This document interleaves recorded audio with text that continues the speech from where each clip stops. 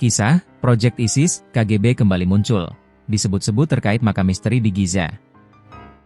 KPK periksa mantan Menteri BUMN Rini Sumarno terkait kasus jual beli gas PGN. Ernesto Che Guevara, dari revolusi Kuba hingga akhir tragis di Bolivia. Rusia tuding Amerika mencekik Kuba, krisis energi memasuki titik kritis. Halo, sahabat pojok. Minggu ini kita akan menyajikan berita-berita terupdate, aktual, dan berbagi informasi menarik lainnya selama sepekan. Dalam program resume Pojok Negeri Media.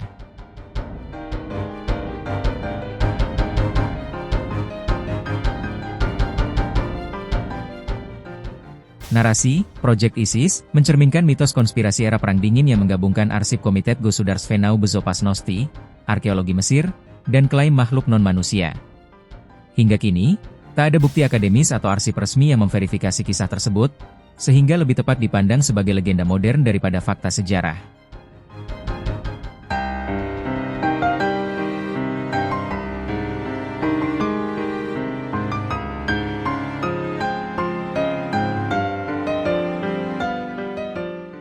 Sebuah narasi lama yang mengaitkan Perang Dingin dengan pencarian senjata kuno kembali ramai dibicarakan di media sosial dan forum daring. Kisah tersebut dikenal dengan sebutan Project ISIS, sebuah operasi rahasia yang diklaim melibatkan Badan Intelijen Soviet, KGB, pada awal 1960-an di Mesir. Cerita ini menyebut adanya ekspedisi militer ke kawasan Giza untuk membuka makam misterius yang diyakini bukan milik Firaun biasa. Narasi itu beredar luas dalam bentuk tulisan panjang, potongan video hitam putih, serta rekaman audio yang diklaim berasal dari arsip rahasia KGB pasca runtuhnya Uni Soviet. Dalam kisah tersebut, Project ISIS digambarkan sebagai operasi gabungan ilmuwan dan pasukan khusus Soviet yang bertujuan menemukan teknologi purba, bahkan makhluk non-manusia, yang diyakini dapat mengubah keseimbangan kekuatan global. Klaim kebocoran arsip KGB. Menurut cerita yang beredar, Project ISIS terungkap setelah ribuan dokumen rahasia KGB bocor ke pasar gelap pada awal 1990-an. Di antara dokumen itu, disebut-sebut terdapat gulungan film seluloid 16 mm yang memperlihatkan tentara Soviet bersenjata lengkap menggali sebuah makam di wilayah terlarang dekat piramida Giza. Rekaman tersebut digambarkan menampilkan operasi militer, bukan penggalian arkeologi biasa.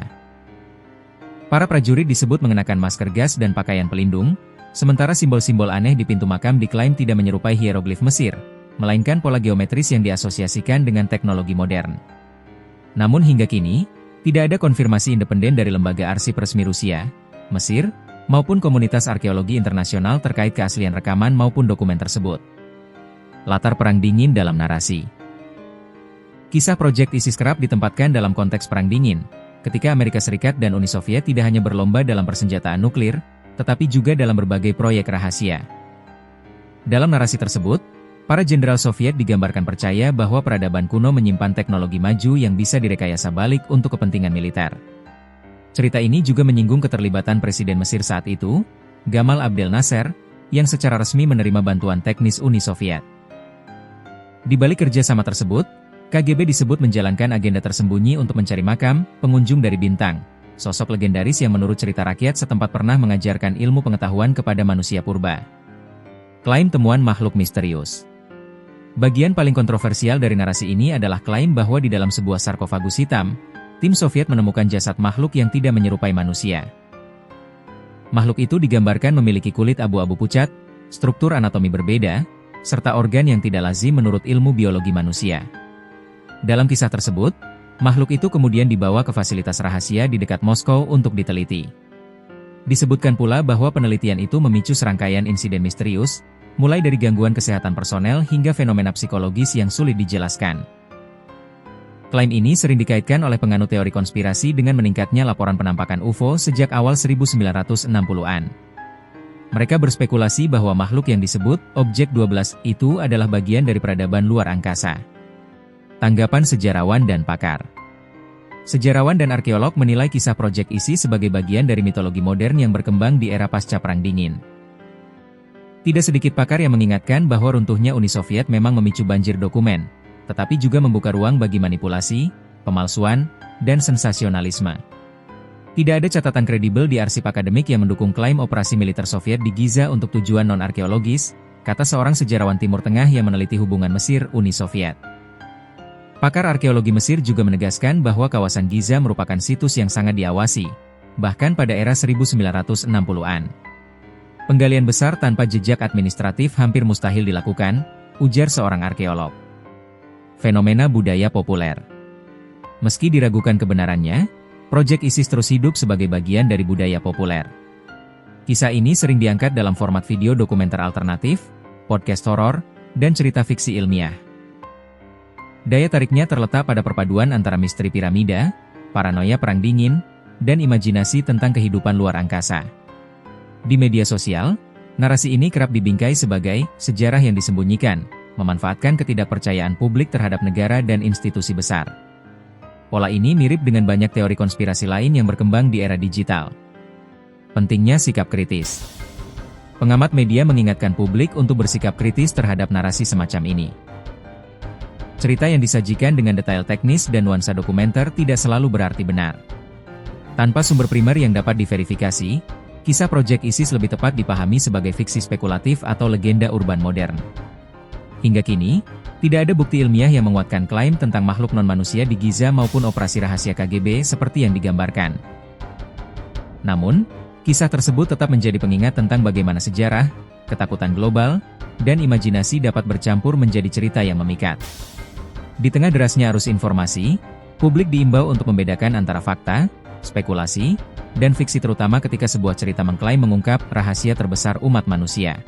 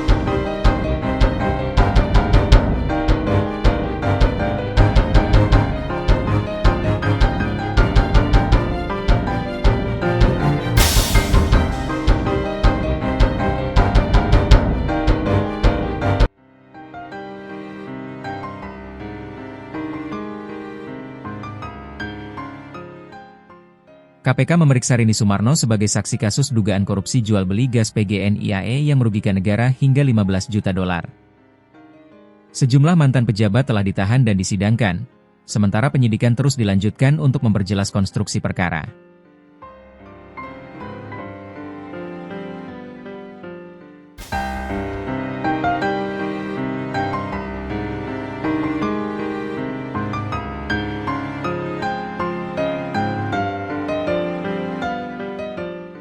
Komisi Pemberantasan Korupsi, KPK, memeriksa mantan Menteri Badan Usaha Milik Negara, BUMN, Rini Sumarno sebagai saksi dalam perkara dugaan tindak pidana korupsi kerja sama jual beli gas antara PT Perusahaan Gas Negara, PGN, dan PT Inti Alasindo Energi, IAE.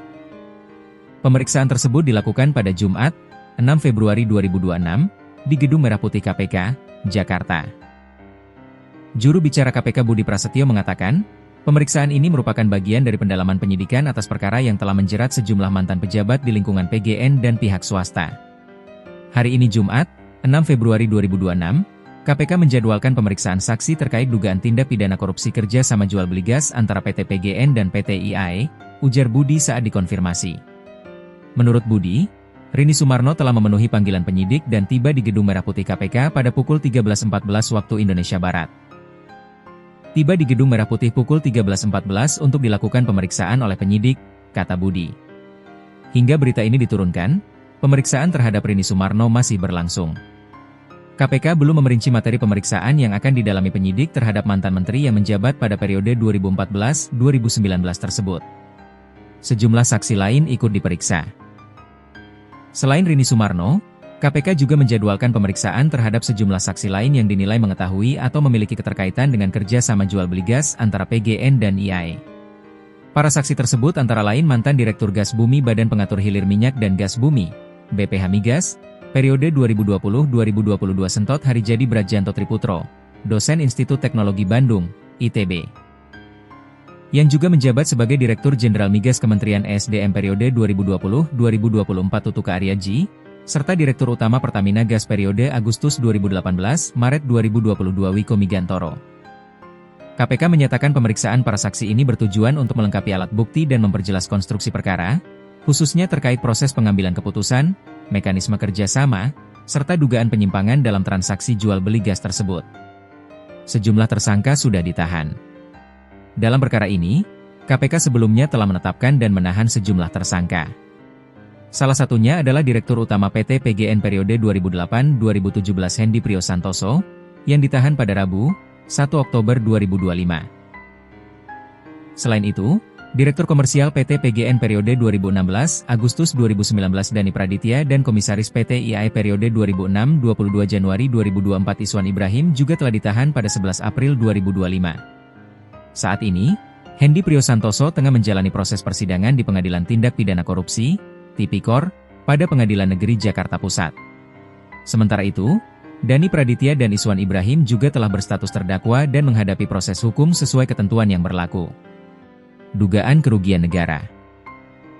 Dalam dakwaan yang dibacakan Jaksa Penuntut Umum, JPU, di Pengadilan Tipikor Jakarta Pusat, para terdakwa diduga telah menyebabkan kerugian keuangan negara hingga 15 juta dolar AS dalam kerja sama jual beli gas antara PGN dan IAE. Perbuatan terdakwa yang dapat merugikan keuangan negara atau perekonomian negara yaitu yang merugikan keuangan negara sebesar 15 juta dolar Amerika Serikat, ujar JPU Ninengah Gina Saraswati saat membacakan dakwaan dalam sidang pada Senin, 1 September 2025. Selain itu, Iswan Ibrahim didakwa telah memperkaya diri sendiri hingga 3,58 juta dolar AS. Ia juga diduga memperkaya sejumlah pihak lain melalui perbuatan melawan hukum yang dilakukan bersama-sama dengan terdakwa lain, termasuk Hendy Priyosantoso. Jaksa mengungkapkan bahwa para terdakwa diduga menjalin kerjasama untuk memuluskan rencana akuisisi.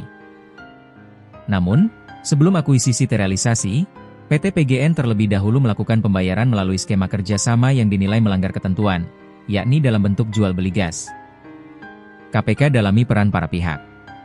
KPK menegaskan bahwa pemeriksaan saksi, termasuk terhadap mantan Menteri BUMN, dilakukan untuk mengungkap secara utuh peran masing-masing pihak dalam perkara ini. Penyidik akan mendalami aspek kebijakan, pengawasan, serta proses bisnis yang melatar belakangi kerjasama antara PGN dan IAE. Meski demikian, KPK mengingatkan bahwa status saksi tidak serta-merta menunjukkan keterlibatan dalam tindak pidana. Setiap pihak yang dipanggil dan diperiksa tetap dilindungi oleh asas praduga tak bersalah hingga adanya putusan pengadilan yang berkekuatan hukum tetap. Dalam perkara ini, para terdakwa didakwa melanggar pasal 2 ayat 1 atau pasal 3 Yungto pasal 18 Undang-Undang Nomor 31 Tahun 1999 tentang Pemberantasan Tindak Pidana Korupsi sebagaimana telah diubah dengan Undang-Undang Nomor 20 Tahun 2021 Yungto pasal 55 ayat 1 pertama KUHP. KPK menyatakan akan terus melanjutkan proses penyidikan dan penuntutan sesuai dengan ketentuan hukum yang berlaku, serta membuka kemungkinan adanya pengembangan perkara jika ditemukan fakta dan alat bukti baru.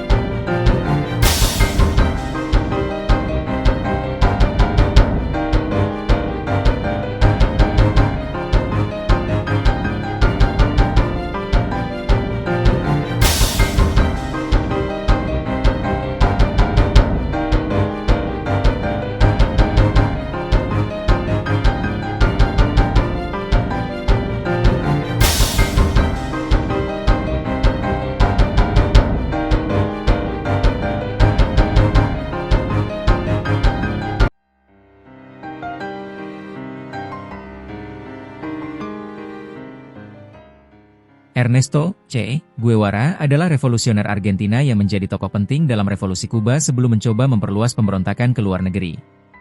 Pada akhir 1966-1967, ia memimpin kelompok gerilya di Bolivia untuk memicu revolusi serupa, Namun kurang dukungan lokal dan tekanan militer membuat kelompoknya kewalahan.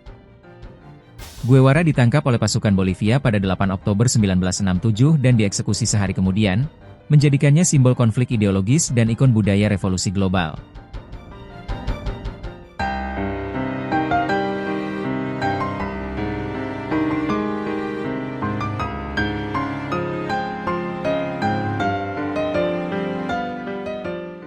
Ernesto Che Guevara, ikon revolusi Amerika Latin, menutup perjalanan hidupnya di Bolivia pada 9 Oktober 1967, setelah hampir satu dekade berjuang membawa ideologi revolusioner ke seluruh kawasan. Jejaknya, yang dimulai dari Argentina hingga Kuba, dan berakhir di Bolivia, menjadi simbol keberanian sekaligus tragedi perlawanan terhadap ketimpangan sosial dan dominasi asing.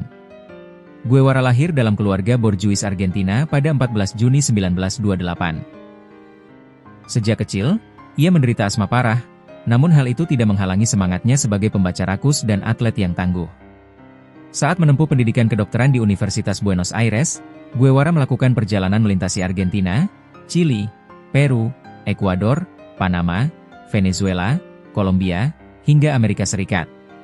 Perjalanan ini membuka matanya terhadap ketimpangan sosial dan membentuk tekadnya untuk membela kaum miskin. Setelah menyelesaikan studi kedokteran, Guevara terjun ke arena revolusi dengan mendukung Presiden Jacobo Arbenz di Guatemala. Namun upaya itu gagal akibat campur tangan CIA. Ia kemudian melarikan diri ke Mexico City, bertemu Fidel Castro, dan bergabung dalam revolusi Kuba. Dari hutan Sierra Maestra, Guevara turut berjuang hingga Havana berhasil direbut oleh pasukan revolusioner pada 1959. Meski revolusi Kuba berhasil, Guevara tidak berhenti. Ia bertekad membawa api revolusi ke seluruh Amerika Latin. Pada November 1966, ia meninggalkan Kuba dengan identitas baru, Sandy Ramon, untuk memulai pemberontakan di Bolivia. Negeri itu, miskin dan tertindas, dianggapnya sebagai titik strategis untuk menyulut pemberontakan regional dan menantang pengaruh Amerika Serikat. Namun, situasi di lapangan jauh dari ideal. Guevara hanya didukung oleh puluhan gerilyawan, jauh dari 150 pejuang yang dijanjikan. Markas mereka gersang, tanpa air, hewan buruan, atau sarana komunikasi yang memadai. Kurangnya dukungan lokal dan ketidakpastian strategi membuat posisi mereka rentan. Dalam beberapa minggu pertama, kelompok itu sudah kehilangan 3 nyawa bahkan tanpa pertempuran besar. Pengkhianatan juga memperparah keadaan. 2 anggota Bolivia, Pastor dan Roca Badu, melarikan diri dan memberi informasi kepada pasukan pemerintah tentang keberadaan gerilyawan asing, termasuk Che Guevara.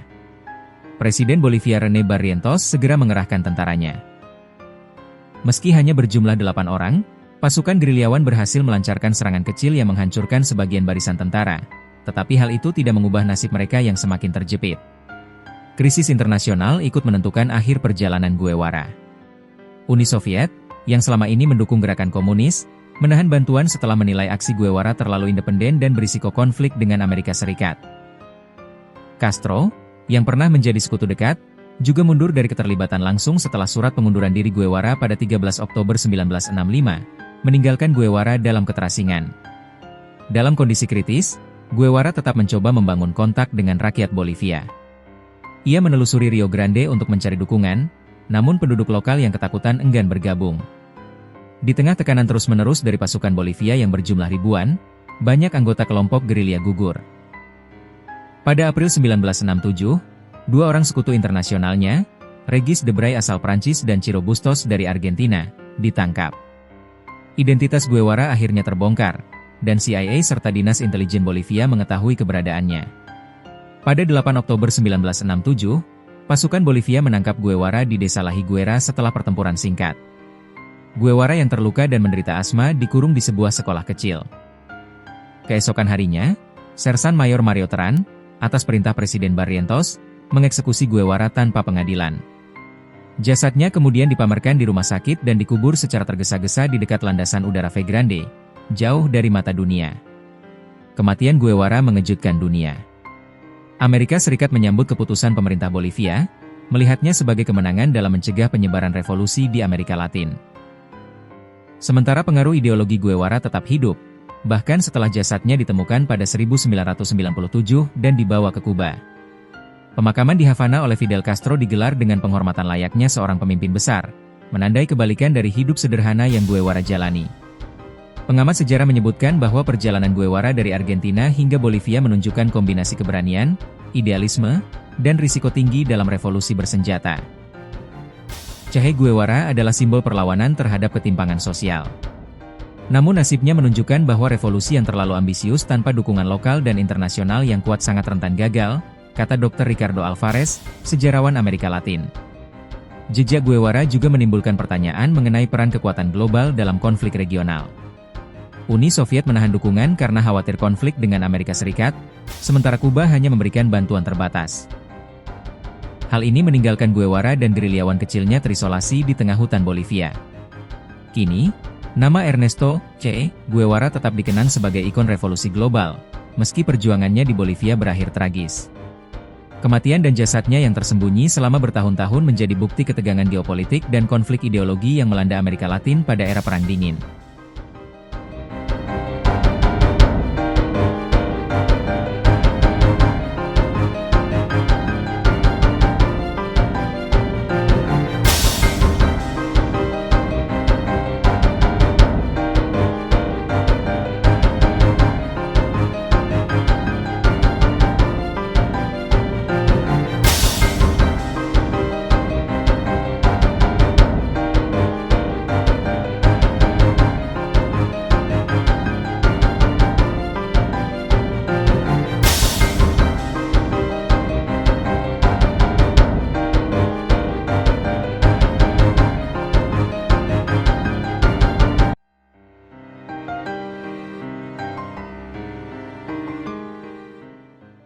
Rusia mengecam kebijakan Amerika Serikat yang dinilai memperparah krisis energi Kuba melalui pembatasan pasokan minyak. Dampaknya, Kuba menghadapi kelangkaan listrik dan bahan bakar, sementara Moskow berupaya menawarkan bantuan di tengah meningkatnya ketegangan geopolitik kawasan tersebut.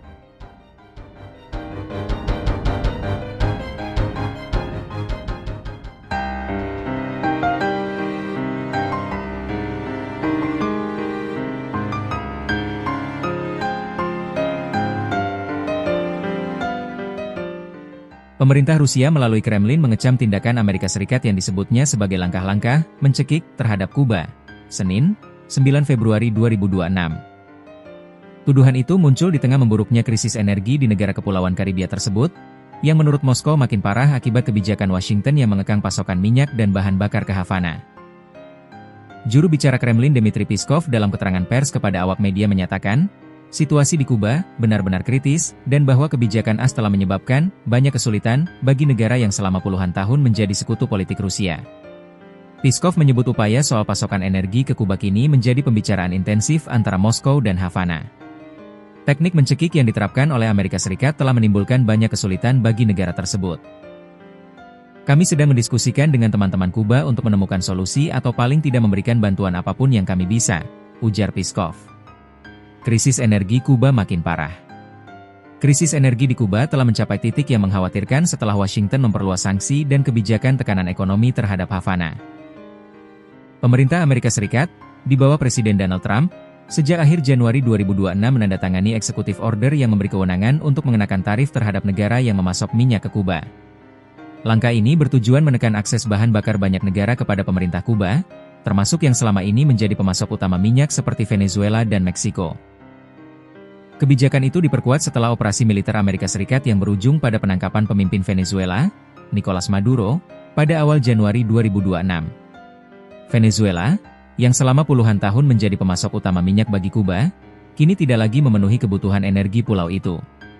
Dengan demikian, pasokan energi yang vital bagi listrik, transportasi, hingga bahan bakar industri sangat terganggu. Akibatnya, pemerintah Kuba terpaksa memberlakukan serangkaian kebijakan darurat. Pemerintah di bawah pimpinan Presiden Miguel Diaz-Canel mengumumkan langkah-langkah seperti pembatasan penjualan bahan bakar, pemberlakuan 4 hari kerja dalam seminggu untuk perusahaan milik negara, serta rasio pasokan listrik yang ketat agar layanan esensial tetap berjalan. Dampak langsung terhadap masyarakat. Akibat kelangkaan energi yang semakin dalam, Kuba juga menghadapi pemadaman bergilir di banyak daerah. Listrik menjadi barang langka di banyak kota, termasuk ibu kota Havana, yang berkontribusi pada gangguan layanan dasar seperti transportasi umum, air bersih, serta layanan kesehatan. Dalam perkembangan terbaru, Pihak berwenang Kuba bahkan memperingatkan maskapai penerbangan internasional bahwa bahan bakar jet tidak lagi tersedia di 9 bandara utama, termasuk Bandara Internasional Jose Marti di Havana, hingga setidaknya pertengahan Maret 2026. Hal ini memaksa beberapa maskapai besar seperti Air Canada memutuskan menangguhkan penerbangan ke Kuba, sementara yang lain mengatur ulang rute dan pasokan bahan bakar melalui negara lain sebelum mendarat di pulau itu. Situasi tersebut ikut memukul sektor pariwisata Kuba yang menjadi sumber devisa penting. Dengan terganggunya operasi penerbangan internasional dan kekhawatiran wisatawan, banyak hotel dan resort terpaksa menutup sebagian layanan mereka atau mengurangi operasi guna menekan konsumsi energi. Reaksi internasional dan kritik Moskow. Rusia menilai kebijakan Amerika Serikat terhadap Kuba sebagai tindakan yang tidak dapat diterima dan berpotensi memicu krisis kemanusiaan. Selain pernyataan Peskov, Moskow juga menegaskan akan terus menjalin komunikasi dengan Havana untuk merancang bantuan dalam berbagai bentuk, termasuk kemungkinan suplai energi atau bantuan teknis lain. Pernyataan itu dipertegas oleh Duta Besar Rusia untuk Kuba, Victor Coronelli, yang menyatakan komitmen negaranya untuk terus memasok minyak ke Kuba sebagaimana telah berlangsung selama beberapa tahun terakhir, meskipun volume pasokan dipengaruhi oleh kondisi global dan geopolitik. Sementara itu, dari hadapan komunitas internasional, banyak negara dan analis memperingatkan bahwa tindakan memotong akses energi ke sebuah negara dapat menciptakan efek domino yang luas, tidak hanya berdampak pada ekonomi, tetapi juga pada kesehatan, pendidikan, dan kehidupan warga sipil secara keseluruhan. Lembaga internasional seperti PBB bahkan sempat mengeluarkan peringatan mengenai kemungkinan terjadinya keruntuhan kemanusiaan di Kuba jika situasi energi tidak segera diatasi. Posisi pemerintah Kuba. Presiden Kuba Miguel Diaz-Canel menegaskan bahwa negaranya siap melakukan pembicaraan dengan Amerika Serikat, namun bukan di bawah tekanan. Dalam beberapa pernyataannya, Diaz-Canel menyatakan kesediaan Havana untuk berdialog tetapi dengan syarat penghormatan terhadap kedaulatan dan tanpa syarat yang merugikan rakyat Kuba. Kami siap berdiskusi dengan Amerika Serikat, namun tidak di bawah tekanan, ujar Diaz-Canel dalam sebuah pidato resmi. Pernyataan ini mencerminkan keteguhan pemerintah Kuba untuk mempertahankan prinsip dan tidak menyerah pada apa yang mereka pandang sebagai agresi luar negeri. Tantangan ke depan. Krisis ini bukan hanya soal energi. Pengamat melihat implikasinya mencakup keamanan pangan, mobilitas publik, kesehatan masyarakat, dan stabilitas sosial. Ketegangan antara Kuba dan Amerika Serikat bisa memicu gelombang protes dan ketidakpuasan publik, terutama di tengah kesulitan sehari-hari masyarakat yang semakin akut. Dengan tekanan dari Washington yang tidak kunjung mereda dan dukungan diplomatik serta politik dari sekutu seperti Rusia yang makin vokal, konflik geopolitik atas Kuba diprediksi akan terus menjadi sorotan dunia internasional dalam beberapa pekan mendatang.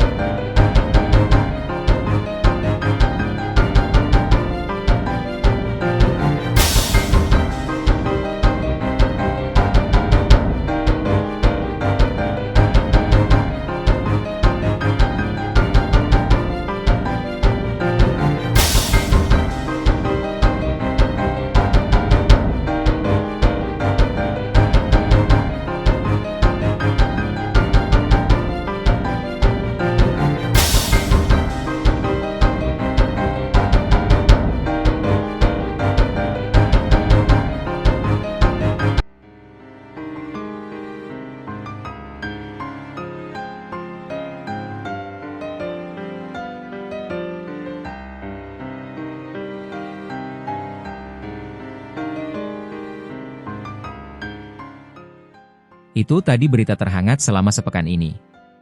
Nantikan berita lainnya di web kami, di pojoknegeri.com, dan di channel YouTube, Pojok Negeri Media. Jangan lupa untuk komen, like dan subscribe channel kami. Kami undur diri, sampai jumpa di resume pekan depan.